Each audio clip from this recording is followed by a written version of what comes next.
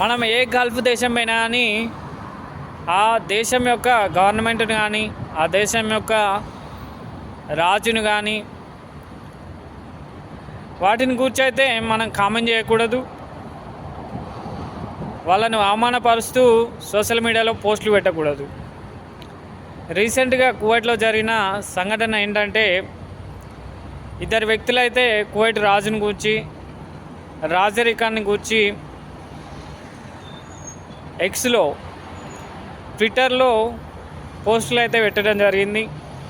ఆ పోస్టులను చూసి అయితే గవర్నమెంట్ ఎంక్వైరీ చేసి వాళ్ళని అయితే అరెస్ట్ చేసింది.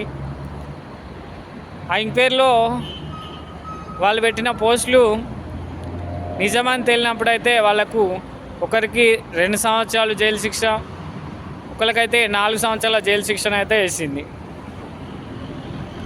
చూడండి, మనం సరదాగా పెట్టిన పోస్టులకైతే మన ప్రాణాల మీదకైతే వస్తుంది.